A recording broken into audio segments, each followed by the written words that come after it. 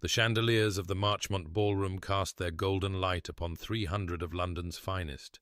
their brilliance reflecting off silk gowns and jewelled throats. Yet somehow the shadows seemed to gather most thickly in the corner where Lady Beatrice Ashford stood. The wallpaper behind her displayed an intricate pattern of climbing roses, though none so faded as she had become over 4 interminable seasons, pressed against damask and plaster, while the dancers whirled past in configurations that never included her. She had learned to hold herself with a particular stillness, a quiet dignity that some mistook for pride, and others for simple dullness. Her gloved hands folded at her waist, her expression composed into something that might pass for serene contentment if one did not look too closely at her eyes. The whispers had a texture she had come to know intimately, like the brush of moth wings against one's cheek in darkness, there, always there, but never quite substantial enough to confront directly. 4 seasons, Lady Pemberton's voice carried from behind a fan, pitched just loud enough to ensure Beatrice would hear. And still no prospect at all, poor creature. The murmurs of agreement rippled outward like stones cast into still water, and Beatrice felt each one strike, though her expression never wavered. She had been 17 when she first entered these glittering rooms, her mother's hopes as carefully arranged as the flowers adorning her hair, her father's guilt already beginning to etch lines around his mouth, though she had not understood why then. Now she was 20, and the debutantes from her first season were matrons with children, their complexions softened by contentment, while hers had merely paled from the endless waiting. "I have become invisible," she thought, watching a cluster of younger girls glide past without a glance, their laughter bright as bells. Or perhaps worse, I have become visible only as an object of pity. The season of 1817 was declared the most brilliant in memory, the ballrooms overflowing with eligible gentlemen returned from the continent, the marriage market flourishing with unusual vigour, and yet she remained unclaimed, unwanted, a persistent reminder that not every story ended as it should. Lord Hartley swept past with Miss Caroline Dewsbury,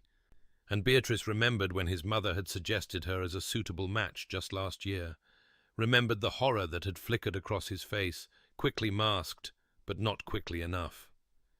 Near the refreshment table, 3 debutantes in their first season stood in a tight cluster, their eyes upon her, and then came the laughter, not hidden behind fans or muffled by gloves, but open and bright and cruel, the kind of laughter that says, "Thank heavens, I am not her." Beatrice's fingers tightened imperceptibly against each other, the only outward sign that she had heard, that she understood perfectly well. She had become the cautionary tale mothers whispered to their daughters, the spectre of failure haunting every wallflower corner, the laughing-stock of every season. 3 years prior, when Beatrice had been 17 and still harboured foolish notions about romance and destiny, her father had summoned her to his study with a face like ash. The morning light filtering through windows that overlooked gardens her mother could no longer afford to maintain properly, and she had known before he spoke that something fundamental had shifted in the architecture of her life.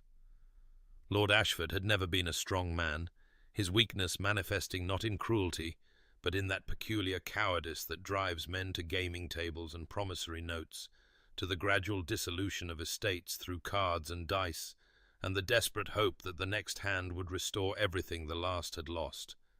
And now the reckoning had come due in ways that made his hands tremble as he explained. "There is a gentleman," he had said, unable to meet her eyes, "the Duke of Ashcroft, who has proposed a solution to our difficulties." She had heard of Sebastian Thorne only in the way one hears of distant storms, through reputation and rumour, a man of 30 who moved through society like a shadow when he moved through it at all, his appearances so rare that his presence at any gathering occasioned immediate speculation, his origins mysterious despite his title. Some said his mother had been foreign, others whispered of scandal in his lineage, but all agreed he possessed a power that transcended mere wealth or position. The meeting had been arranged for that very afternoon, and Beatrice had entered the drawing-room to find him standing by the window, tall and dark-haired, with eyes that seemed to assess everything and reveal nothing. His bearing suggesting a man accustomed to command, yet somehow separate from the world he commanded. And when he had turned to face her, she had felt the peculiar sensation of being truly seen for the first time in her life. "Lady Beatrice," he had said, his voice carrying the cultured tones of Oxford and something else beneath, something harder. "I shall be direct, as our time is limited, and I have no patience for the usual social pleasantries. Your father owes debts that will destroy your family utterly unless they are resolved, and I am prepared to settle them in their entirety in exchange for a binding marriage contract between us." The words had fallen like stones into still water, and she had stood frozen while he continued, laying out terms that seemed drawn from Gothic novels rather than London drawing-rooms. They would sign a contract immediately, the marriage legally binding, but kept entirely secret for 3 years, while he attended to what he called affairs of state that require my complete attention and brook no distraction. And at the end of that period, he would claim her publicly as his duchess if she had honoured the secrecy absolutely. "I understand this is unconventional," he had said, and something in his expression had softened almost imperceptibly. "But I give you my word as a gentleman that in 3 years, when my affairs are settled, I shall claim you publicly, and you will want for nothing." She had looked at her father's desperate face, at her mother's worn gloves visible through the doorway, at the faded curtains that spoke of genteel poverty approaching, and she had said simply, "I accept," sealing her fate with 2 words, and watching Sebastian Thorne produce a marriage contract already prepared, already signed by witnesses she did not know, requiring only her signature to transform her from disappointed debutante to secret duchess, bound by law and honour to a man who promised everything and revealed nothing, who spoke of 3 years as though time itself would bend to his will, whose eyes held secrets she could not begin to fathom, as she took the pen and wrote her name in ink that dried black as a raven's wing. The double life Beatrice led had carved her into 2 distinct persons, each as real as the other, yet never quite reconciled. The first a figure of quiet endurance who stood against ballroom walls accepting the whispered assessments of her inadequacy with downcast eyes. The second a woman who twice each week slipped through the servants' entrance of a townhouse in Mayfair, where Sebastian Thorne awaited her with books selected for her particular interests and questions that suggested he had been thinking of her in the hours between their meetings. The arrangement had specified secrecy, but not separation, and so these clandestine evenings had become the punctuation marks in her otherwise monotonous existence, moments when she could shed the weight of public failure and exist simply as herself, though what herself meant had grown increasingly complicated as the months accumulated into years. On a Tuesday in late May, she arrived at his residence as dusk settled over London, the streets still warm with the day's heat, and was shown not to the formal drawing-room, but to a smaller dining-room, where candles cast soft light over a table set for 2, the informality of it striking her as almost domestic, almost like a real marriage rather than a contractual obligation. Sebastian rose when she entered, his movements carrying that particular grace she had learned to associate with him, a fluidity that suggested physical training beyond what most gentlemen possessed, and when he pulled out her chair she caught the scent of sandalwood and something sharper, ink perhaps, as though he had come directly from correspondence to dine with her. "I thought we might discuss the Minerva translation you mentioned last week," he said as the first course was served, his dark eyes meeting hers with what seemed like genuine interest, and she found herself relaxing incrementally, the tension she carried through every ballroom easing in this private space where no one observed or judged or found her wanting. They spoke of Marcus Aurelius and the Stoics, of translation philosophy, and whether meaning could truly survive the journey from one language to another. And Beatrice heard herself offering opinions she would never voice in society, arguments that would mark her as unfeminine and unsuitably intellectual. Yet Sebastian listened with an attention that felt like recognition, occasionally disagreeing with points that made her defend her position more vigorously, his rare smile appearing when she made a particularly clever connection. "He sees me," she thought, watching candlelight play across his features as he poured more wine. "Truly sees me in ways no one else does, and yet he maintains such careful distance, as though I am a puzzle to be studied rather than a wife to be cherished." When their hands accidentally brushed, reaching for the same book he had brought to illustrate a point, he withdrew immediately, that shuttered expression descending over his face like a curtain, and she felt the familiar ache of wanting something more than their contract allowed,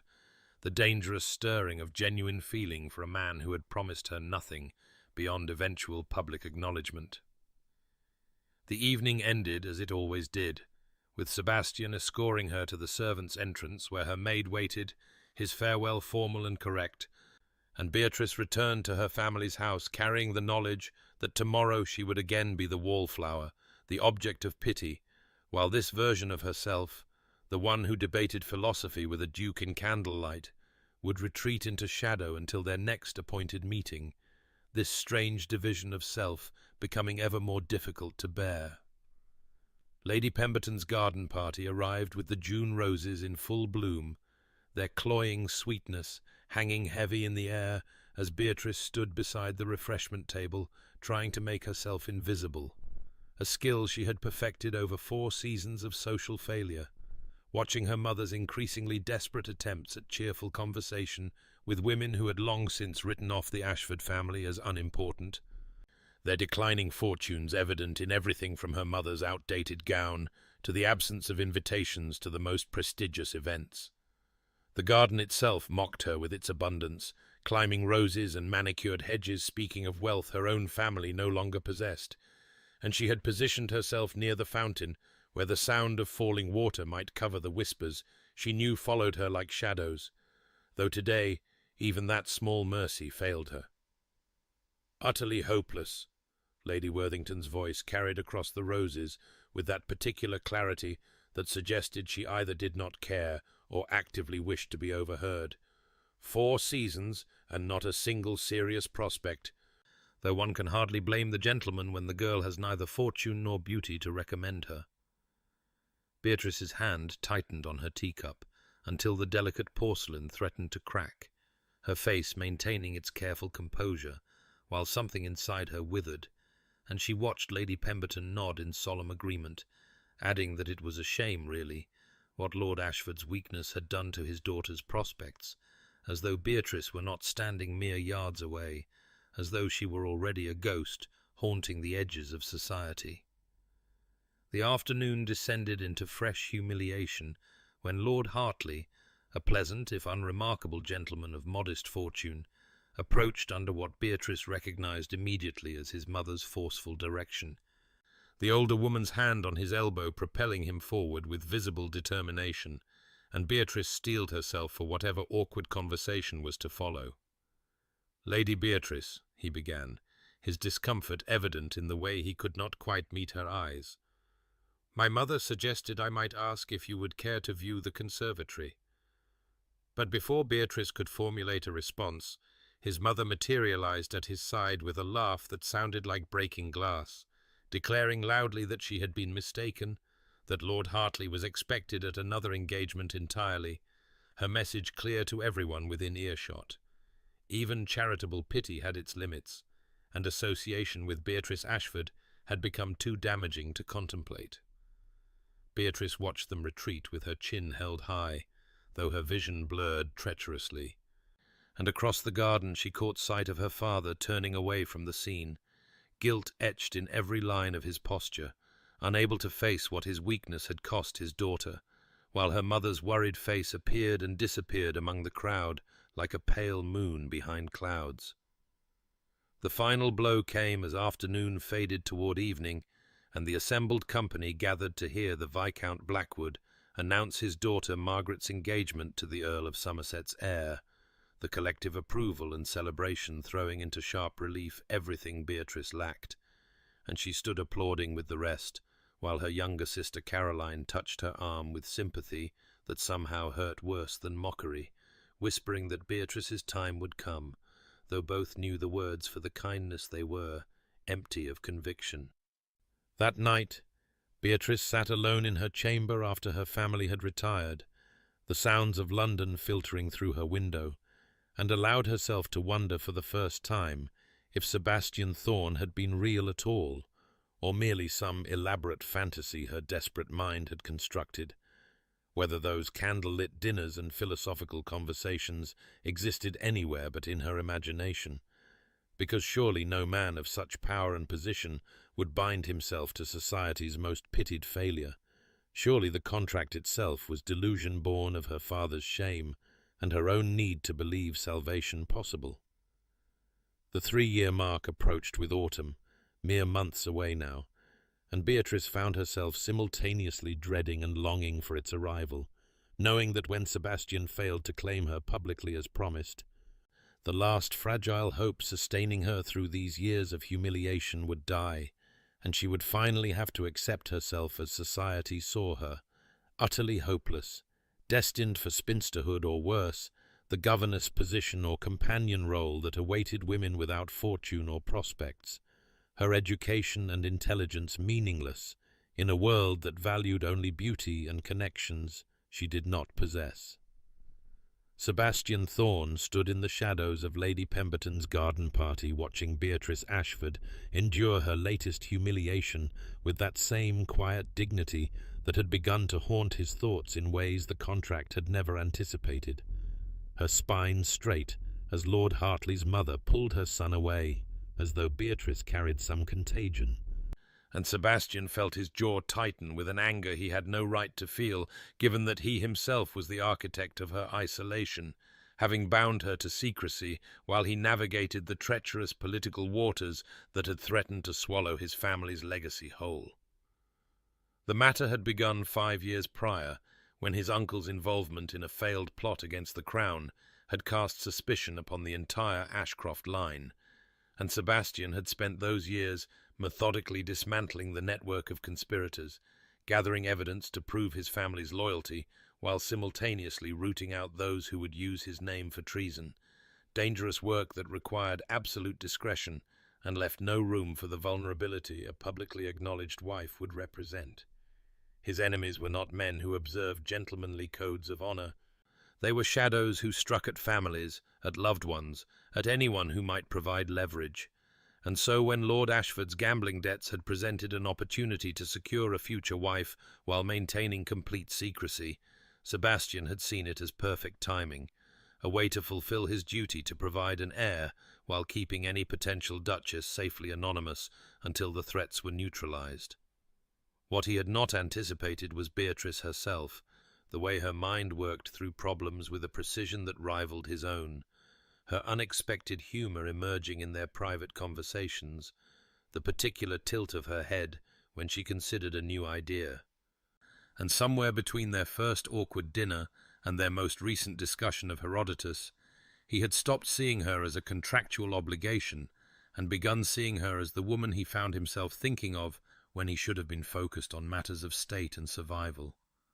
From his position in the shadows, he watched her collect herself after Hartley's rejection, saw the moment her composure threatened to crack before she forced it back into place, and he wanted to cross that garden and announce to every sneering aristocrat exactly who she was to him. But the latest intelligence from his network made such revelation impossible. Not yet. Not when Lord Pemberton himself was proving to have connections to the very conspiracy Sebastian was dismantling, not when exposure might mean Beatrice becoming a target rather than a duchess. The investigation had reached its critical junction that very week, his agents closing in on the final proof needed to bring the conspiracy to light and clear the Ashcroft name completely. But the men involved were growing desperate, and desperate men were unpredictable, dangerous, capable of striking at anything Sebastian valued if they discovered what he valued most. He had 3 months remaining on the contract, 3 months until the promised public claiming, and Sebastian found himself torn between the protective instinct that had kept her safe through obscurity and the growing certainty that watching her suffer society's disdain while he did nothing was a different kind of cruelty, perhaps worse than any threat his enemies might pose. "Can I truly bring her into my world?" he wondered, watching Beatrice slip away from the garden party with her mother's worried face following her retreat. "Can I expose her to the dangers that circle my life like wolves? Or would claiming her publicly be the greatest selfishness, trading her social suffering for physical peril?" The decision loomed before him as he disappeared into London's evening streets, knowing that whatever choice he made would alter both their lives irrevocably, and hoping he possessed wisdom enough to choose correctly. Weeks passed with the peculiar weight of summer sliding toward autumn, and their clandestine meetings continued with a regularity that had become the fixed point around which Beatrice's existence revolved. Tuesday and Friday evenings, when she would slip through the servants' entrance of Sebastian's Mayfair residence under cover of twilight, the household staff long since trained to discretion, greeting her with respectful nods as though her presence were the most natural thing in the world, rather than a secret that would shock London society to its foundations. The library had become their customary meeting place, a room of floor-to-ceiling mahogany shelves and deep leather chairs positioned before a fireplace that Sebastian kept burning even in mild weather, claiming he preferred the light of flames to candles for reading. And it was there that Beatrice discovered the man beneath the Duke's austere reputation, his unexpected passion for Greek philosophy, and his detailed knowledge of botanical sciences, subjects he discussed with an enthusiasm that transformed his usually reserved features into something approaching warmth. One evening in late August, she arrived to find him already engrossed in a volume of Plutarch, his coat discarded over a chair, and his cravat loosened in a way that suggested he had forgotten the formality that governed his public existence. And when he looked up at her entrance, something flickered in his grey eyes that made her breath catch, a recognition that seemed to see past the wallflower society had labelled her, and into the woman she was when freed from their cruel assessment. "I have been thinking about our last discussion," he said, rising with that unconscious grace that marked his every movement, "regarding the nature of duty versus desire, and I find your argument more compelling upon reflection than I initially admitted." They fell into conversation as easily as breathing,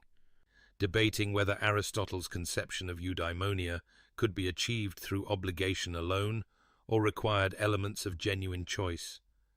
And Beatrice found herself arguing with a passion she never displayed in society's carefully monitored drawing rooms, her intelligence finally given space to unfold without fear of being labelled unfeminine or presumptuous. The hours dissolved around them until Sebastian's butler appeared with the discreet cough that indicated the lateness of the hour, and Beatrice realized with a start that they had been talking for nearly 4 hours. The fire burned low, and the candles guttering in their holders, time passing in that suspended way it did when one was wholly engaged with another mind. As Sebastian walked her to the servants' entrance, a ritual that had become their habit, his hand brushed against hers in the narrow corridor, and neither pulled away immediately, the contact lasting perhaps 3 seconds longer than propriety allowed, and Beatrice felt heat climb her neck at the intimacy of it, this small touch somehow more significant than any words they had exchanged. "Beatrice," he said softly, her Christian name still sounding strange in his formal mouth, "I want you to know that these evenings have become—" But whatever he intended to say was cut short by his own restraint, the contract's boundaries rising between them like a wall, and he stepped back with visible effort, his jaw tightening. She wanted to close the distance, to demand he finish the thought, to ask if he felt this growing connection that seemed to be weaving itself between them with every shared idea and lingering glance. But her own caution held her frozen, unwilling to risk the fragile hope beginning to take root in her chest.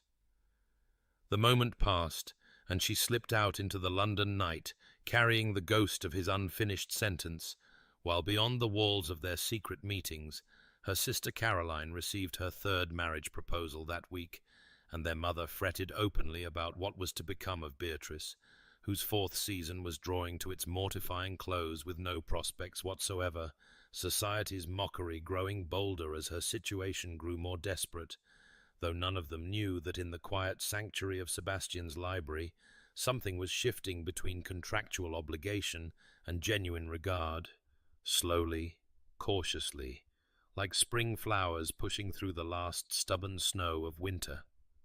The September air carried the first whisper of autumn's approach, when Beatrice sat in her family's morning room, enduring what would prove to be the most excruciating conversation of her entire four-season ordeal. Lady Worthington's well-meaning but devastating suggestion hanging in the air like smoke that refused to dissipate. Her words precise and careful as she explained that her cousin's family in Yorkshire required a governess for their 3 daughters, and perhaps dear Beatrice might consider the position given her unfortunate circumstances. The implication clear that spinsterhood was no longer a distant possibility, but an approaching certainty that required practical planning. 1 month remained until the 3-year deadline Sebastian had promised. 1 month until he was supposed to claim her publicly, but sitting in that sun-filled room watching her mother's face crumple with resignation, Beatrice felt the foundation of her hope beginning to crack, because her mother was nodding, actually nodding, tears streaming down her face as she agreed that perhaps it would be for the best, that Beatrice had always been good with children, and a respectable position was preferable to becoming a burden on Caroline's future household. Her father remained conspicuously absent from the discussion, his guilt over the gambling debts that had necessitated the secret contract keeping him confined to his study, where he could avoid witnessing the consequences of his failures. And Beatrice sat very still with her hands folded in her lap, thinking how fitting it would be if she ended her days teaching other women's daughters, while her own marriage remained a secret that would die with her, a contract fulfilled in letter, but never in spirit.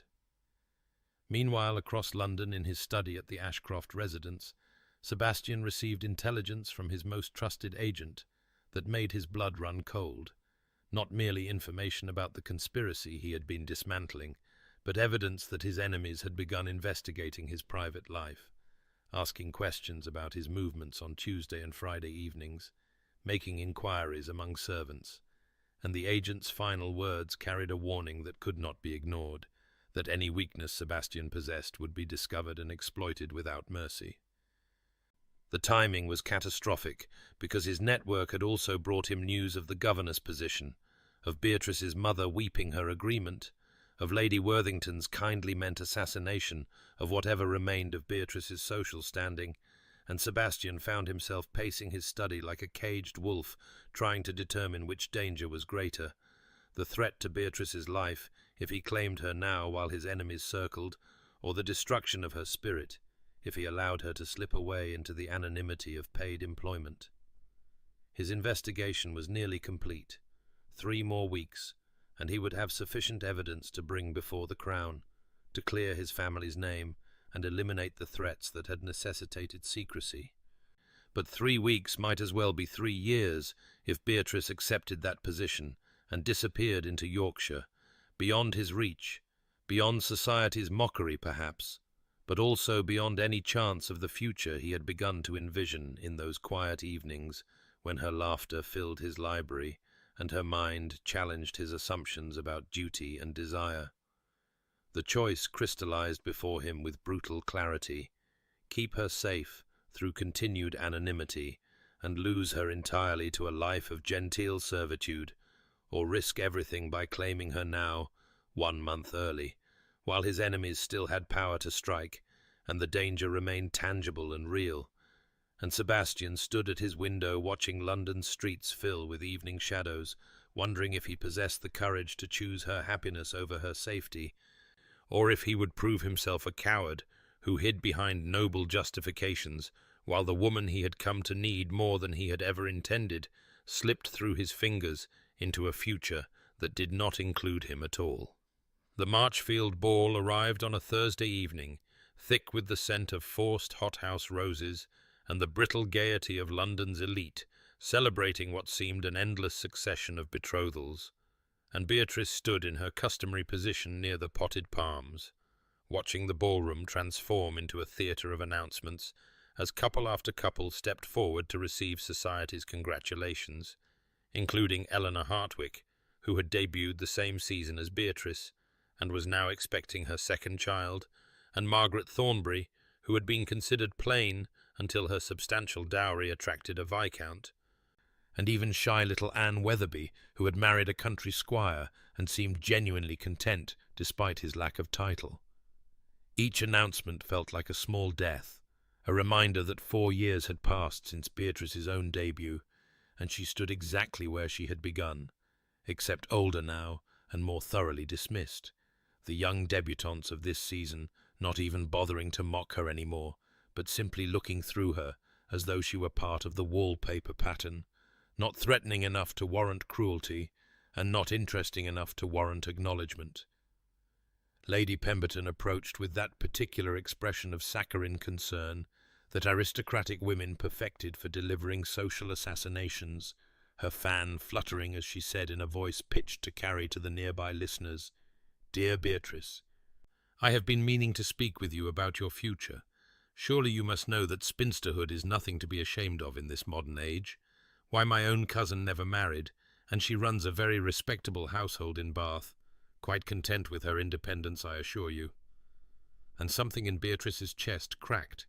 hearing her worst fears spoken aloud as established fact, spinsterhood no longer a possibility to be avoided, but an inevitability to be embraced with whatever dignity she could muster. She felt her composure beginning to fracture. That careful mask she had maintained through 4 seasons of humiliation, slipping as Lady Pemberton continued with her kindly meant destruction, suggesting that Beatrice might consider the governor's position Lady Worthington had mentioned, that there was no shame in honest employment, that some women were simply not destined for marriage, and it was better to accept this truth than to continue suffering the disappointment of hope. And Beatrice heard herself making some polite response, though she could not afterward remember what she had said, her body moving on instinct as she excused herself and walked with measured steps toward the terrace doors, maintaining her dignity until she reached the garden, where the September night received her with cool mercy, and she finally allowed herself to break. Standing among the sculpted hedges with London's lights glittering in the distance, Beatrice pressed her hands against her face and let herself ask the question she had been suppressing for months. What if Sebastian had never been real? What if those evenings in his library had been elaborate theatre performed for reasons she could not fathom? What if the contract itself was some cruel joke, and she had built her entire existence around a fantasy that would dissolve like morning mist, leaving her with nothing but 4 wasted years and a reputation for being too foolish even to recognize her own insignificance? But even as despair threatened to consume her entirely, something deeper rose up in resistance, a core of strength forged in those very years of mockery, and Beatrice straightened her spine and wiped her eyes, thinking that she would survive this, just as she had survived everything else,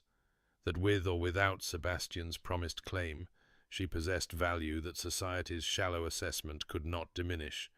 that she would accept the governor's position if necessary, and build a life of purpose, even if it was not the life she had imagined. And she turned back toward the ballroom, carrying this hard-won resolution like armor against whatever further cruelties the evening might hold. Sebastian had been standing in the shadows of the Marchfield terrace when Beatrice fled Lady Pemberton's poisoned kindness, his presence at the ball unremarked because he had perfected the art of observing without being observed, and he watched through the glass doors as she stood among the sculpted hedges, with her hands pressed to her face in a gesture of such profound despair that something fundamental shifted inside his chest. Not the dutiful concern of a man honoring a contract, but the visceral anguish of witnessing someone precious in pain. And in that crystallizing moment, Sebastian understood with perfect clarity that what he felt for Beatrice Ashford had long since transcended obligation into territory far more dangerous and infinitely more necessary. The realization should not have surprised him, because looking back, he could identify the precise moment his careful detachment had begun to crumble. 3 months passed when she had stayed late after one of their Tuesday meetings, and encountered his elderly butler Hendricks, struggling with the silver service, his arthritic hands making the simple task nearly impossible. And instead of pretending not to notice as any proper lady might have done, Beatrice had moved to help him with such natural grace that the old man's dignity remained intact, speaking to him about her own grandmother's difficulties with similar tasks, and asking his advice on remedies as though seeking wisdom rather than offering charity. And Sebastian had watched from the doorway, thinking that he had never seen kindness executed with such intelligence, such profound respect for another person's humanity, regardless of their station. That memory rose now with devastating force as he watched her straighten her spine in the garden and turn back toward the ballroom, carrying whatever fragile resolution she had forged in her moment of breaking. And Sebastian felt the careful architecture of his planning collapse, because what did his investigation matter? What did his enemy's threats signify? What value did his own safety possess if it meant allowing this woman to slip away into a life of genteel servitude because he had been too cautious to claim her when it mattered most? The choice that had tormented him for weeks suddenly became simple. Her happiness mattered more than his security. Her future mattered more than his strategic positioning. Her right to be recognized and honored mattered more than every political calculation he had made over the past 3 years. And Sebastian turned from the terrace with his decision made and his course set, regardless of consequences. He would announce their betrothal at the Hastings ball in 2 days' time, 1 month before the contract's expiration, while his investigation remained incomplete and his enemies still circled. Because keeping Beatrice safe through obscurity had proven impossible when society itself had become her tormentor, and if danger came for them both, then they would face it together rather than separately, as husband and wife rather than as parties to a secret contract that had outlived whatever limited purpose it had once served. The preparation began immediately, with messages sent to his solicitor and his man of business, with instructions delivered to his household staff and his tailor, with a particular letter drafted to the Marquis of Hastings requesting a private word before the ball. And through it all, Sebastian carried the image of Beatrice, standing alone in that garden, choosing survival over despair, thinking that she deserved so much more than mere survival, that she deserved recognition and celebration, and a future filled with the kind of joy that society had denied her through its shallow cruelty. And he would give her that future, even if it cost him everything he had spent 3 years protecting, because she had become infinitely more valuable than his own carefully preserved security. The message arrived on Saturday morning, delivered by Sebastian's footman to the Ashford residence, a simple card requesting Beatrice's presence that evening at their usual meeting place, and she held the heavy paper stock between trembling fingers, thinking that this must be the end, that he had decided the contract was too burdensome or too dangerous, or simply too inconvenient now that the 3-year mark approached, and she dressed that evening with the careful precision of someone preparing for execution, choosing her plainest gown because there seemed no point in pretense any more, arriving at his Mayfair residence just as twilight painted the windows gold, and finding Sebastian waiting in the library where they had spent so many Tuesday evenings discussing philosophy and literature, as though they were friends rather than parties, bound by her father's desperation and his own inscrutable purposes. He stood when she entered, and something in his expression made her breath catch. Not the careful courtesy he usually maintained, but something raw and less controlled. And before she could steel herself properly, he said in a voice that carried none of his customary detachment,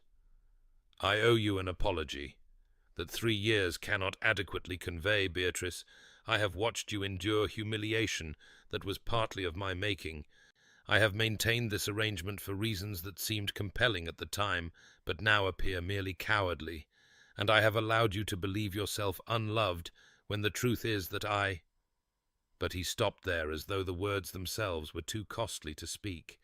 and Beatrice felt something dangerous unfurl in her chest, hope mixed with fury, because how dare he offer tenderness now, after years of careful distance, after she had finally learned to survive without it? She heard herself respond with a coolness that belied the chaos inside her. "Your Grace is kind to concern himself with my feelings after so long ignoring them. But I assure you that I have made my peace with our arrangement, and whatever conclusion you have decided upon, I shall accept with equanimity." And the formality was a shield against the part of her that wanted desperately to believe his unfinished confession, that wanted to cross the space between them and demand he complete that sentence and make real whatever fragile possibility it implied. Sebastian accepted her guardedness without protest, simply nodding as though he had expected nothing less, and said quietly, "I understand your distrust. I have given you every reason to doubt both my honor and my intentions, but I ask that you hear what I have come to tell you, even if you cannot yet believe it." And then he explained with careful precision that tomorrow at the Hastings ball he intended to announce their betrothal publicly, to produce the contract and claim her before all of London society, to transform her from wallflower to duchess in a single evening regardless of consequences to himself or his unfinished business. And Beatrice felt the room tilt slightly, because this was what she had waited for through 4 seasons of mockery. But now that it arrived, she found herself terrified, thinking that public recognition meant public scrutiny, that society's interest could be as cruel as its dismissal, that perhaps obscurity had been a kind of protection she had not properly valued. She asked the question that mattered most, her voice barely steady. "Why now? Why tomorrow when the contract allows another month? What has changed?" And Sebastian's answer came with devastating honesty. "I watched you break at the Marchfield ball. I saw what my protection through secrecy has cost you, and I realized that I would rather face whatever dangers I have been avoiding than spend another day allowing you to suffer alone." And in his eyes, Beatrice saw something she had never quite seen before, a vulnerability that matched her own, and she understood that whatever happened tomorrow would irrevocably alter both their lives, that there would be no returning to the careful distance they had maintained, and the terror of that transformation warred with a hope so fierce it threatened to undo her completely. The Hastings ballroom blazed with such extravagant illumination that evening that the 1,000 candles in their crystal chandeliers seemed to multiply through the gilt-edged mirrors lining the walls until the entire space existed in a state of almost supernatural brightness. And Beatrice felt the familiar tightening in her chest as their carriage drew up to the entrance, because this was the grandest ball of the season, the event where reputations were made and unmade, where marriage arrangements were whispered into being, and social positions were either confirmed or destroyed, and she knew that whatever Sebastian intended would happen here before London's most critical assembly. She entered with her mother and father, her sister Caroline radiant beside her betrothed Lord Winters, and Beatrice assumed her customary position near the potted palms at the ballroom's eastern edge, the location she had occupied at so many similar events, that the wallpaper pattern had become as familiar as the papers in her own bedroom. But tonight felt different, because somewhere in this glittering crowd Sebastian was present. Actually present at a social function for the first time in anyone's recent memory, and she could feel the electricity of speculation crackling through the assembled guests, like lightning before a storm. She spotted him almost immediately, because he commanded attention simply by existing, tall and dark-haired in his perfectly tailored evening clothes, standing near the orchestra with the Marquis of Hastings, and every matron in the room had oriented toward him like flowers toward unexpected sunlight, their unmarried daughters positioned with calculated casualness in his potential line of sight. And Beatrice felt doubt creep through her with cold fingers, because looking at him here in his natural element of power and consequence, she could not quite believe that this man would choose to bind himself publicly to society's most notorious failure. She watched as Lady Pemberton made her approach with her daughter Lucinda, watched as several other ambitious mothers manoeuvred their girls into his vicinity, and the old familiar shame rose in Beatrice's throat, because what had she been thinking? What delusion had possessed her to imagine that Sebastian's words last night meant anything against the reality of what London society offered him. Beautiful, accomplished girls with impeccable lineages and unquestionable prospects, when she stood here against the wallpaper where she had always stood, where she would perhaps always stand, remarkable only for her complete unremarkability. His eyes found hers across the crowded ballroom, and something in his expression made her breath stop, an intensity of focus that seemed to acknowledge her alone among the hundreds of people pressing for his attention. But perhaps she was imagining it. Perhaps she was seeing what she desperately wanted to see, rather than what truly existed. And she pressed herself deeper into the shadows, thinking that when this evening ended and his promised announcement failed to materialize, she would need to find the strength to continue, to survive not just society's mockery, but the far more devastating pain of her own extinguished hope. Sebastian's movement through the crowded ballroom carried the deliberate quality of a man who had made an irrevocable decision and would not be deterred from its execution, and Beatrice watched with mounting disbelief as he excused himself from the cluster of admirers surrounding him, stepped away from Lady Pemberton's transparently positioned daughter, and began walking with unmistakable purpose directly toward the eastern wall, where she stood half-concealed behind the potted palms, and the whispers started immediately because everyone could see the direction of his approach, and everyone knew that nothing of significance existed in that corner, except the wallflower, who had occupied it for 4 interminable seasons. The crowd parted for him automatically, as crowds always parted for men of his rank and consequence, and Beatrice felt her heart hammering against her ribs with such violence that she thought surely everyone must hear it,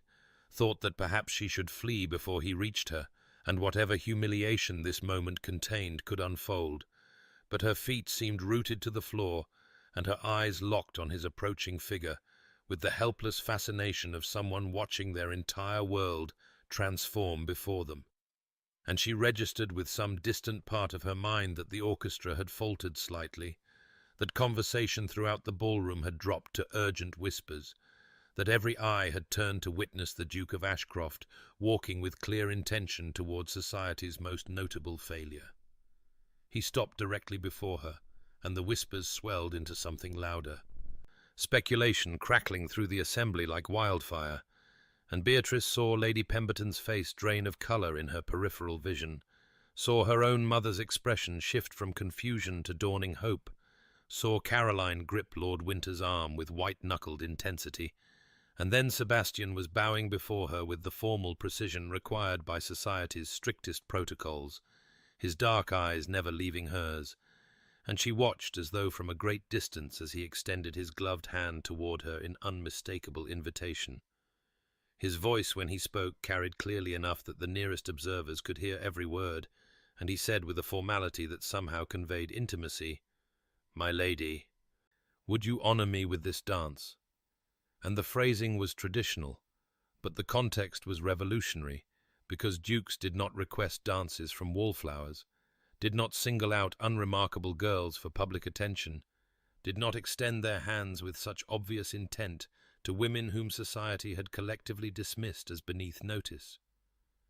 Beatrice's hand trembled visibly as she raised it to accept his, her glove pale against his darker one, and she heard her own voice answer with a steadiness that surprised her. "The honor would be mine, Your Grace." And the moment her fingers touched his palm, she felt the solid reality of him, the warmth of his hand even through their gloves, and understood that this was truly happening, that whatever safety obscurity had provided was about to be stripped away forever, that she was stepping from shadow into light, and there would be no returning to the comfortable anonymity of wallpaper and dismissal. He drew her forward with gentle pressure, and she moved with him onto the dance floor where couples were forming for the next set, and she registered through the roaring in her ears that it was a waltz, the most intimate of dances, the one that required close contact and sustained connection. And as Sebastian's hand settled at her waist and his other hand enclosed hers with careful firmness, she looked up into his face and saw there something that made her breath catch, a tenderness mixed with determination, a claiming that went beyond mere social performance, and she understood that whatever happened next would alter the fundamental truth of her existence as surely as spring alters winter, and she was terrified and exhilarated in equal measure as the music began. The waltz began, and Beatrice discovered that all their clandestine meetings in his private residence had prepared her body for this moment, even as her mind reeled with the impossibility of it, because Sebastian led with such natural authority that her feet followed his without conscious thought, their movements synchronizing with the easy grace of partners who had danced together 1,000 times before, though this was their first public performance, and she felt the solid warmth of his hand at her waist through the silk of her gown, felt the pressure of his fingers intertwined with hers, felt the shocking intimacy of being held by him before hundreds of watching eyes after years of carefully maintained distance whenever they might be observed. He drew her closer than strict propriety required, and she allowed it because denying him anything in this moment felt impossible, and she was aware with every fibre of her being that they were being scrutinized by everyone in the ballroom, that Lady Pemberton's face had gone from pale to crimson, that her mother had pressed a handkerchief to her lips, that Caroline was gripping the Marquis's arm with obvious amazement, but Sebastian's dark eyes held hers with such intensity that the watching crowd seemed to fade into insignificance, seemed to become merely backdrop to this singular moment of transformation. "You are trembling," he murmured, his voice low enough that only she could hear beneath the swelling music, and she managed a shaky breath before responding. "I am terrified that I shall wake and find this is merely another dream, another delusion born of desperate hoping." And she saw something flicker in his expression, pain perhaps, or regret, before he said with quiet firmness, "This is no dream, Beatrice. This is the beginning of what should have been yours from the first moment, what I should have given you years ago, rather than asking you to wait in shadows while I resolved matters that now seem far less important than the cost you have paid."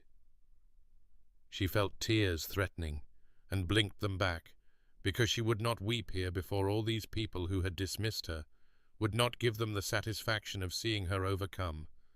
and she said with more steadiness than she felt, "They are all watching us, Sebastian. They are all wondering why you would choose someone like me when you might have anyone." And his hand tightened fractionally at her waist as he answered, "Let them wonder. Let them scramble to revise their foolish assessments. Let them see what I have known these 3 years, that you possess more genuine worth than any woman in this assembly, that your grace under their cruelty revealed depths of character they cannot begin to comprehend." The music swirled around them, and Beatrice allowed herself to believe him, allowed herself to feel the truth of what was happening, rather than the fear of what might still go wrong. And she noticed how he looked at her, with an expression she had never seen him wear in public, a tenderness usually reserved for their private moments, and she understood that he was claiming her not just through words and presence, but through every visible gesture, making it clear to anyone with eyes that this was not duty or obligation, but something far more profound. The waltz reached its crescendo, and Sebastian guided her through a final turn, and as the music ended, he did not immediately release her as protocol demanded, but rather kept his hand at her waist a moment longer, his other hand holding hers with gentle possession, and he looked at her with such open affection that she heard gasps from the nearest observers, because this was not how dukes regarded contractual obligations. This was how men looked at women they genuinely treasured, and when he finally stepped back and bowed, she curtsied automatically, while her heart hammered with the knowledge that whatever came next, this moment had been witnessed by everyone who mattered in London society, and there could be no taking it back. Sebastian escorted her from the dance floor with his hand resting possessively at the small of her back, a gesture that did not escape the notice of anyone present. And before Beatrice could fully process what was happening, he guided her toward where Lord and Lady Hastings stood near the orchestra dais, and she watched with mounting astonishment as he leaned close to their host and murmured something that caused Lord Hastings' eyebrows to rise nearly to his hairline, before the older man nodded slowly and moved to signal the orchestra master. And within moments the music ceased mid-phrase, and an expectant hush fell over the assembly as Lord Hastings raised his hand for attention, his voice carrying across the suddenly silent ballroom as he announced, "His Grace the Duke of Ashcroft has requested a moment of the company's attention for a matter of some importance." And Beatrice felt her knees weaken as Sebastian stepped forward onto the dais while keeping her hand firmly clasped in his, bringing her with him into full view of every person in that glittering assembly. The silence was absolute and suffocating as Sebastian surveyed the crowd with the commanding presence that had made him one of the most powerful men in England, and Beatrice could feel hundreds of eyes upon her, could see her mother's face pale with confusion and hope, could see Lady Pemberton's expression of dawning horror, could see Caroline clutching Lord Winter's arm with white-knuckled intensity, and then Sebastian's voice rang out clear and authoritative across the ballroom as he said, "I stand before you this evening to correct a misapprehension that has persisted far too long, and to claim publicly what has been mine by right and contract these 3 years past." And the collective intake of breath from the assembled guests was audible even over the hammering of Beatrice's heart. Sebastian drew from his coat a folded document sealed with his ducal crest, and held it aloft so that all could see before continuing. "Lady Beatrice Ashford has been my intended bride since the spring of 1814, bound to me by formal betrothal contract, signed and witnessed in the presence of her father and my solicitors. A contract I produce now for any who wish to verify its authenticity and date." And he handed the document to Lord Hastings, who examined it with widening eyes before nodding confirmation to the assembly, and the whispers that had begun started to swell into something louder, speculation and shock rippling through the crowd like a stone thrown into still water. Sebastian's hand tightened around Beatrice's as he continued, his voice cutting through the rising murmur with absolute authority. "The betrothal was kept confidential at my insistence due to certain family matters that required resolution before I could properly claim my bride and provide her the security and position she deserves, matters which have now been satisfactorily concluded." And Beatrice understood that he was giving them a reason for the secrecy that protected her family's dignity, that made it seem his choice rather than desperation born of her father's debts, and she felt gratitude mix with her terror as he turned to look at her directly, with an expression of such open possessiveness that several women in the front rows gasped audibly. His final words rang out like a proclamation, formal and irrevocable, as he declared to the assembled company, "Lady Beatrice has been mine all along, promised and faithful while I resolved impediments to our union, and I announce now before you all that our wedding shall proceed within the fortnight, at which time she shall take her rightful place as Duchess of Ashcroft." And for one breathless moment, the ballroom remained frozen in stunned silence before it erupted into chaos, voices rising in exclamation and speculation, heads turning to neighbours in frantic whispered conversation. And through it all, Sebastian stood unmoved and commanding beside her, his hand never releasing hers, his presence declaring more clearly than any words that he would not be swayed or questioned, that this was accomplished fact rather than mere intention, and Beatrice stood trembling beside him as her entire world inverted in the space of a single announcement. The chaos that followed Sebastian's announcement seemed to happen both instantaneously and in slow motion, as though Beatrice were observing the scene from a great distance while simultaneously being crushed by its immediacy, and she watched with numb amazement as Lady Pemberton herself pushed through the crowd toward them, her expression transformed from its earlier contempt into something so obsequious it bordered on grotesque. And the woman who had suggested not 3 hours earlier that Beatrice accept her inevitable spinsterhood now grasped her hands with trembling fingers and exclaimed in a voice dripping with false warmth, "My dear Lady Beatrice, what wonderful news! I have always thought you possessed such quiet elegance, such understated grace that clearly His Grace recognized even if others were too blind to see." and Beatrice felt Sebastian's hand tighten protectively at her waist as she responded with perfect composure and unmistakable coolness. "How kind of you to say so, Lady Pemberton,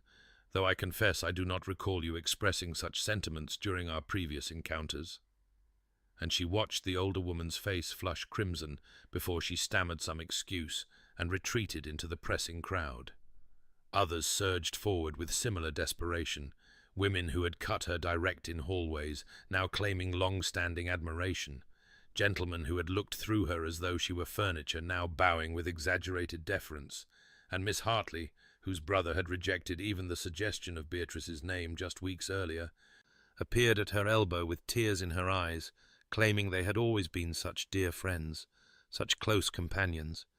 And did Beatrice remember that lovely afternoon they had spent together, though Beatrice had no memory whatsoever of any such occasion, and said so with perfect politeness that nonetheless left Miss Hartley pale and stammering. Through it all Sebastian remained at her side like a wall of granite, his presence alone enough to prevent anyone from pressing too close or becoming too familiar. And when Lord Winters approached with Caroline clutching his arm, her sister's face wet with tears of joy, Beatrice felt her composure crack slightly as Caroline embraced her and whispered, "I knew there must be some explanation. I knew you could not be as alone as you seemed." And Beatrice held her sister close while her own tears threatened, because Caroline had been kind even when kindness seemed foolish, had defended her even when defense seemed futile, and now at least one person's faith had been vindicated. Her mother appeared moments later, supported by her father, whose face bore an expression of such profound relief that Beatrice understood how heavily the secret had weighed upon him, how much he had suffered watching her endure society's cruelty, while unable to reveal the truth that would have ended it.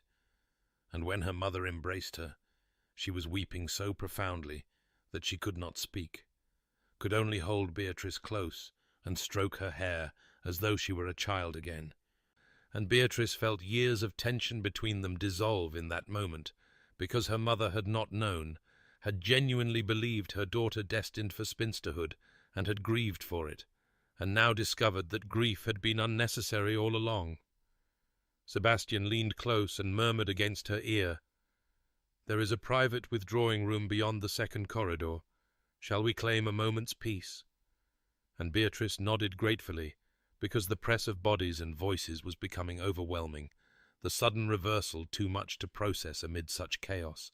and he guided her through the crowd with firm authority, his hand never leaving her waist, his expression discouraging anyone from attempting to delay their departure, and she was dimly aware of eyes following them, of whispers erupting in their wake, of the fundamental shift that had occurred in how society perceived her, but none of it felt entirely real, felt instead like something happening to someone else while she watched from behind glass. And when Sebastian finally closed the withdrawing room door behind them, shutting out the noise and spectacle, Beatrice found herself trembling so violently that her teeth chattered, and she sank onto the velvet settee while Sebastian knelt before her and took her cold hands in his warm ones, and for the first time since the announcement, she allowed herself to truly feel the enormity of what had just transpired. The silence in the withdrawing room felt sacred after the chaos of the ballroom, broken only by Beatrice's ragged breathing and the distant strains of music that had resumed beyond the closed door, and Sebastian remained kneeling before her while she struggled to compose herself, his hands warm and steady around her trembling fingers as he waited with the patience that had always characterized their private interactions, so different from the commanding authority he displayed to the world. And finally she found her voice, though it emerged as barely more than a whisper as she said, "I do not know how to reconcile these 3 years, Sebastian. I do not know how to simply accept that what was hidden is now revealed, and that all shall be well." And she watched his expression shift from concern to something deeper, something that looked almost like pain as he absorbed her words. He did not offer immediate reassurance or empty promises, but instead rose from his kneeling position and sat beside her on the settee, maintaining hold of one of her hands while giving her space to breathe. And when he spoke, His voice carried a weight of honesty she had rarely heard from him, as he said, "I do not expect you to simply accept it, Beatrice. I do not expect years of hurt to dissolve because I have finally done what I should have done far sooner." And she turned to look at him fully, seeing in his face an openness that the secrecy had never permitted, a vulnerability that moved something in her chest, even as her wounds remained tender. He continued, choosing his words with obvious care. "The secrecy was necessary, though that does not make it just. There were threats to my family line that required resolution, political entanglements that could have destroyed us both had our connection been known. Enemies who would have used you against me without hesitation." And she listened as he explained in terms he had never used before about attempts on his life, about machinations in Parliament that had threatened the dukedom itself, about investigations he had conducted into corruption that had made him targets of powerful men, and she understood that he was trusting her with truths he had guarded even from his closest advisers. When he finished, she sat in silence for a long moment, processing these revelations alongside everything else. And then she asked the question that had lived in her heart for months, the question that terrified her even as she forced herself to speak it aloud. "Do you love me, Sebastian, or do you merely honor an obligation you accepted 3 years past?" And she watched him go very still beside her, watched something flicker across his face that might have been surprise or fear or recognition, and the pause before his answer stretched so long that she felt her heart begin to break even before he spoke. But when his words finally came, they were not the smooth assurances of a practiced courtier, but something rougher, more real, as he said, "I do not know when obligation became something more. I cannot point to a single moment when duty transformed into desire. But I know that watching you endure society's cruelty, while I remained unable to defend you publicly, has been the greatest torment of my life. I know that your intelligence and grace and quiet strength have come to occupy my thoughts far more than mere obligation would warrant. I know that the idea of any life that does not include you has become unthinkable." And he turned to face her fully, his grey eyes holding hers with an intensity that made her breath catch as he continued, "Whether you call that love or something else I cannot say with certainty, for I have never felt its like before, but I can tell you with absolute truth that you are not mere obligation to me, Beatrice. You have not been for some time." She felt tears slip down her cheeks unbidden as she absorbed his words, searching his face for any sign of deception, and finding none. Finding instead a man who looked as uncertain and exposed as she felt. And slowly, tentatively, she lifted her free hand to touch his face, her fingers trembling as they traced the sharp line of his jaw, and she whispered, "Then perhaps we might begin again." Not as contract and obligation, but as two people attempting to build something real. And when he leaned into her touch and closed his eyes, she saw in that gesture the beginning of genuine intimacy that went beyond anything their arrangement had permitted, and for the first time since his announcement, she allowed herself to feel hope. The days following the Hastings ball transformed Beatrice's existence with a swiftness that left her reeling, as invitations that had never before borne her name now arrived in such abundance that her mother wept while sorting through them, and Lady Pemberton herself called at their residence to extend a personal invitation to an intimate dinner party, the very same woman who had suggested just weeks earlier that Beatrice accept her spinsterhood with grace, now claiming in syrupy tones that she had always recognized something special in dear Lady Beatrice, had always known she possessed qualities that would attract the most discerning of gentlemen, and Beatrice received her with perfect politeness that nonetheless conveyed precisely how transparent such revisionism appeared, her composure never wavering even as she declined the invitation, with the explanation that the Duke had already claimed that evening for other plans. She found herself navigating this new social elevation with a dignity that surprised even herself, refusing to succumb to either bitterness or vindictive pleasure. Understanding that true grace required her to rise above the cruelty she had endured rather than perpetuate it, And when Miss Hartley appeared at yet another gathering with desperate eyes seeking reconciliation, Beatrice accepted her stammered apology with quiet kindness, while making it clear through subtle distance that their relationship would never possess the intimacy Miss Hartley now claimed it had always held. And she watched the younger woman retreat with a mixture of satisfaction and sorrow, because she had learned too well how society's approval could vanish as quickly as it appeared.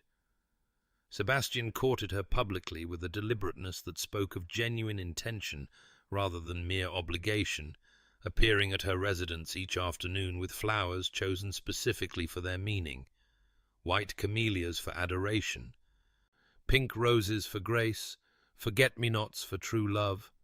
and he took her driving through Hyde Park during the fashionable hour when all of society could observe them together, his attention focused entirely upon her as though the watching crowds did not exist, and she found herself slowly believing that his declaration in the withdrawing room had been genuine, that the man beside her truly cared for her beyond the contract that had bound them. The evenings brought invitations to operas and theatre performances, and Sebastian secured boxes where they could be seen by everyone while maintaining enough privacy for genuine conversation. And Beatrice discovered that he possessed a dry wit she had only glimpsed during their secret meetings, a humour that emerged more freely now that secrecy no longer constrained them. And she laughed at his observations about society's sudden reversal with a lightness she had not felt in years, the sound of her own laughter startling her because she had forgotten what joy felt like when not shadowed by imminent humiliation. Society itself seemed determined to rewrite the narrative of her previous seasons, and she overheard conversations at gatherings where women who had cut her direct now claimed to have always admired her quiet elegance, her understated sophistication, her refusal to engage in the desperate husband-hunting that characterized less refined young ladies. And the revisionism was so blatant, so utterly shameless, that Beatrice might have laughed had it not been built upon 3 years of genuine suffering. But she held her tongue and smiled politely, and allowed them their delusions because she understood that society's memory was conveniently short, and that her new position depended partly upon permitting such comfortable fictions. Yet in private moments, usually late at night when she lay sleepless in her childhood bed, Beatrice struggled to reconcile the joy of Sebastian's courtship with the memories of endless mockery, struggled to simply accept happiness after so long expecting humiliation, and she found herself weeping sometimes for no reason she could articulate, tears falling silently in the darkness as 3 years of suppressed pain finally found release. And she wondered if transformation always required this strange mixing of grief and gladness, this simultaneous mourning of what was lost and celebration of what was found. And she suspected that the girl who had accepted Sebastian's arrangement 3 years prior had died somewhere in those ballrooms, and the woman emerging now was someone different, someone stronger, but also more scarred, and she was not entirely certain yet whether that transformation had been worth its cost. The wedding took place on a crisp October morning when autumn had painted London in shades of amber and gold, and the cathedral stood magnificent against a sky so blue it seemed almost unreal, sunlight streaming through ancient stained glass windows to cast jewelled patterns across stone floors worn smooth by centuries of footsteps. And Beatrice stood in the vestibule wearing her grandmother's lace veil and a gown of ivory silk that had been altered 3 times because she could scarcely believe the day was truly arriving, could scarcely trust that she would not wake to find it all an elaborate dream conjured by a desperate heart. Her father waited beside her with tears in his eyes that spoke of guilt and relief intermingled, and he whispered as they prepared to enter the sanctuary, "I am sorry, my dear, for what necessity demanded of you 3 years past, but I confess I have never seen a union that began in such darkness find its way to such light." And she squeezed his arm gently in forgiveness and understanding, because she had learned that bitterness served no purpose, and that her father's weakness had ultimately led her to a happiness she might never have discovered otherwise, though the path had been cruel beyond measure. The organ's opening notes swelled through the cathedral with a power that seemed to vibrate in her very bones, and she processed down the aisle on her father's arm, past pews filled with all of London society, past Lady Pemberton, whose smile looked strained, past Miss Hartley, who dabbed at her eyes with obvious envy, past Lord Pembroke and his mother, who had once deemed her utterly unsuitable for their family, and she held her head high as she walked, because she was no longer the wallflower they had mocked, but rather a woman who had endured their cruelty and emerged with her essential self intact and her dignity uncompromised by their shallow judgments. Sebastian stood at the altar in formal attire that emphasized his commanding presence, but it was not his ducal bearing that made her breath catch as their eyes met, but rather the expression on his face. An openness and vulnerability visible to all present that spoke more clearly than words of genuine feeling, of a love that had grown from duty into something far more profound. And when her father placed her hand in Sebastian's, she felt the slight tremor in his fingers that told her he was as affected by this moment as she was, that beneath his composed exterior he felt the weight and wonder of what they were undertaking together. The ceremony proceeded with all the traditional solemnity, the Archbishop's voice resonating through the sacred space as he spoke of duty and devotion, of the sanctity of marriage and the bonds being forged before God and witnesses.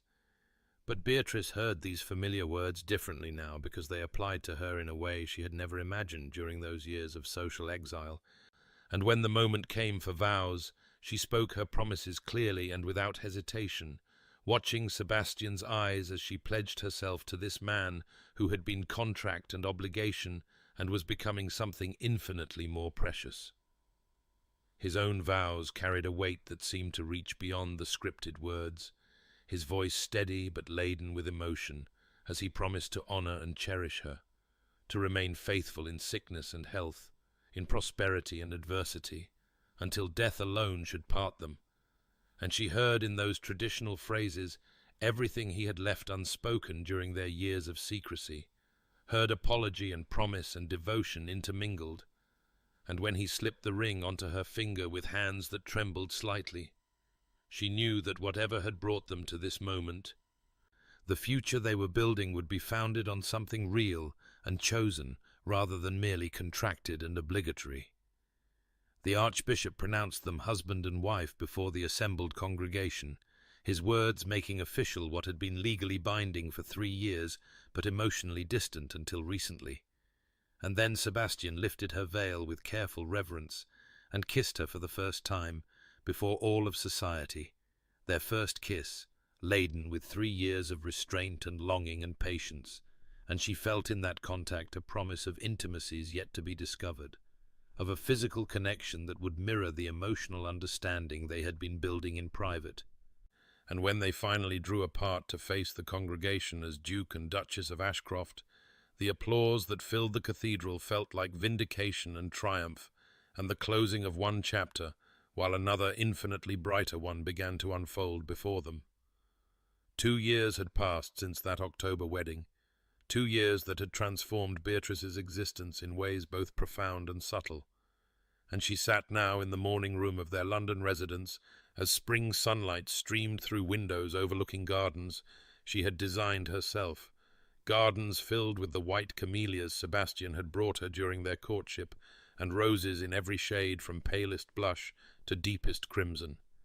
And she looked up from the letter she was composing to her mother to find her husband entering with that particular expression that still made her heart quicken even after all this time, a softness reserved only for private moments when society's eyes were not upon them. The house itself reflected their peculiar union, its library expanded to accommodate both their collections until books lined nearly every wall, comfortable chairs positioned near fireplaces for the long evenings they spent reading aloud to one another, and she had filled the rooms with warmth that the Duke's residence had lacked before her arrival, bringing light and life to spaces that had been merely grand but never truly welcoming. And Sebastian had confessed just last week that he had not understood what a home could be until she had created one within these walls that had previously served only as a place to conduct business and maintain appearances. He crossed to her now with the easy familiarity of genuine partnership, dropping a kiss on her forehead before settling in the chair beside hers, and she marveled still at how natural such gestures had become, how the contract that had bound them in cold obligation had transformed into something warmer and infinitely more precious, and when he reached for her hand, she gave it freely, their fingers intertwining with the unconscious ease of long practice. "You are well this morning?" he asked, his eyes dropping to where her other hand rested on the slight swell of her abdomen. Barely visible yet beneath the flowing lines of her morning dress, but unmistakable to anyone who knew to look, and she smiled with a contentment that would have seemed impossible during those years of social exile, those endless seasons when she had believed herself destined for spinsterhood and quiet despair. "Quite well," she assured him, watching the concern in his expression ease into something approaching joy,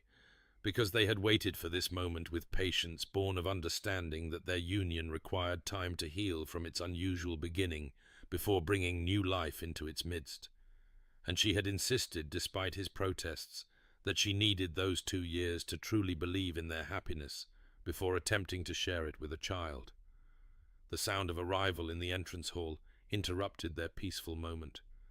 and Beatrice recognized her sister's voice speaking with the butler, and she rose with Sebastian's assistance to greet Charlotte,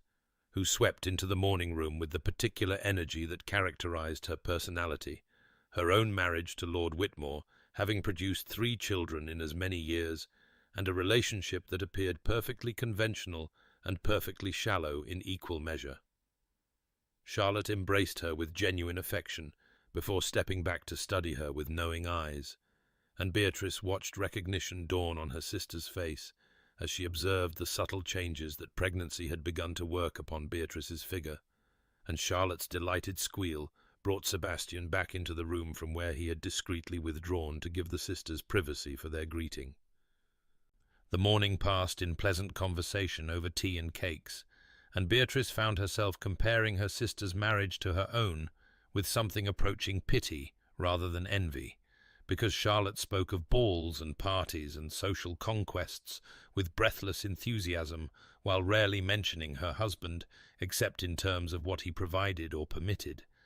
And when Sebastian returned to join them, his hand found Beatrice's shoulder in a gesture of casual affection that spoke of intimacy and partnership, and she saw her sister notice the touch and the way Beatrice leaned slightly into it, unconscious comfort that characterized their interactions now, and Charlotte's expression held something wistful, despite her apparent satisfaction with her own circumstances. After her sister departed, Beatrice remained in the morning room watching spring rain begin to fall against the windows, and Sebastian found her there an hour later, lost in contemplation of how strangely her life had unfolded, from wallflower to duchess, from mockery to love. And when he asked what occupied her thoughts, she told him truthfully that she was remembering those years of humiliation and finding herself almost grateful for them,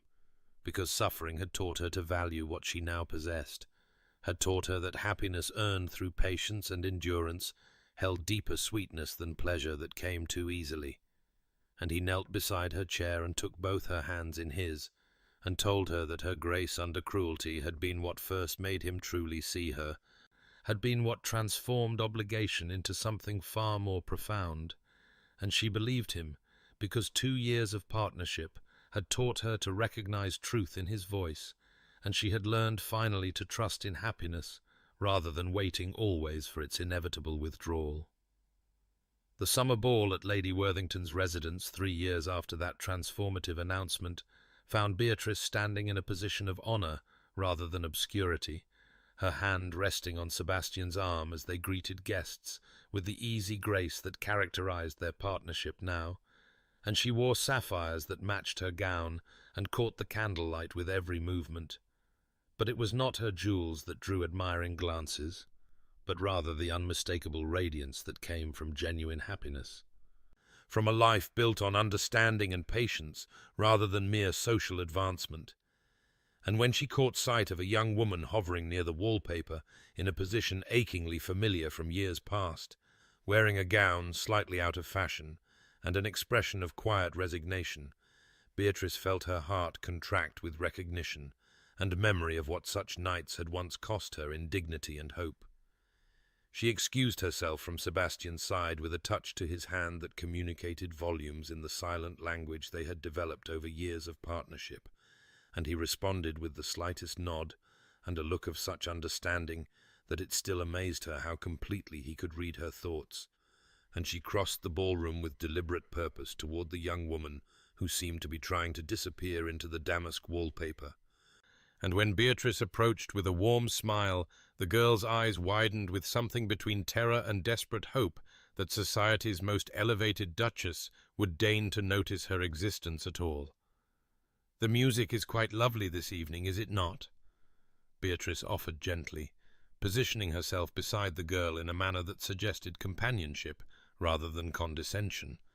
and she watched the young woman struggle to form a response, clearly bewildered by this unexpected attention,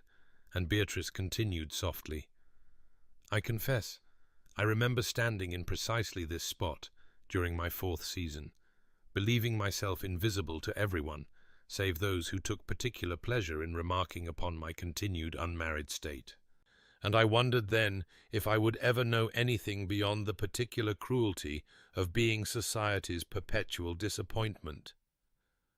The girl's eyes filled with tears that she blinked back quickly, and she whispered, "Your Grace, I had heard you were once. That is to say, I did not realize." And Beatrice smiled with genuine warmth, because the young woman's confusion was understandable, given how thoroughly society had revised its assessment of the Duchess of Ashcroft, erasing from collective memory the years when Lady Beatrice Ashford had been their favourite object of pity and mockery, and she said quietly, "What they remember, and what was true, are often vastly different things, my dear, and I learned during those difficult years that worth exists independent of recognition, that patience sometimes yields rewards far beyond what desperation ever could, and that the judgment of those who see only surfaces tells us nothing of our essential value." She felt rather than saw Sebastian's approach, his presence a warmth at her back, and when she glanced up at him, the expression on his face held such tenderness that even after 3 years of marriage it still made her breath catch, and he bowed slightly to the young wallflower before extending his hand to Beatrice and saying, "My dear, I believe they are beginning the next set, and I find I cannot bear to watch others dance when I might have the pleasure of partnering you myself." And she placed her hand in his with the absolute trust that had replaced the trembling uncertainty of years past. And as they moved toward the dance floor, she looked back once to see the young woman watching them with an expression of dawning hope, as though witnessing their evident devotion had suggested possibilities she had not previously dared to imagine. Dear listener, perhaps you have known seasons of waiting when your worth went unrecognized, when the shallow judgments of those around you seemed to define your possibilities and limit your horizons, when you wondered if patience was merely another name for foolishness, and if hope was a luxury you could no longer afford to maintain. And I would remind you gently that the truest value often remains invisible to eyes trained only to see surface accomplishments and conventional measures of success, that the deepest connections sometimes require time and testing before they reveal their full potential, and that endurance through difficulty can forge a strength and wisdom that easy pleasure never could produce. The world may tell you that happiness delayed is happiness denied, that worth unrecognized is worth non-existent, but I have learned through years of testing that patient cultivation of genuine understanding yields harvests far richer than hasty grasping after shallow approval, that the love built slowly through accumulated moments of true seeing holds depths that instant attraction can never plumb, and that the person who values you in private while the world remains blind may prove more precious than 1,000 who celebrate you only when celebration becomes fashionable. So if you find yourself standing against the wallpaper of your own particular season, overlooked and underestimated, know that your story is not yet complete, that hidden worth has its own timeline for revelation, and that the patience to endure until recognition arrives, or the strength to thrive without it, are both forms of quiet courage that deserve honoring. May you find peace in your own essential value, regardless of who sees or fails to see it. May patience bring you either the recognition you deserve or the wisdom to no longer require it. May your waiting seasons teach you truths that easy success could never reveal. And may you discover that the deepest happiness often comes not from being universally admired, but from being truly known and genuinely cherished by those rare souls capable of seeing beneath surfaces to the complexity and beauty that resides within. If this story has touched you, I invite you to subscribe to Regency Romance Tales, where every week we explore the transformative power of patience, the triumph of hidden worth, and the particular magic that occurs when love is built slowly and surely, rather than grasped hastily and lost easily. And I wish you gentle dreams and the quiet confidence that your own story is unfolding exactly as it must, revealing its meaning in its own perfect time.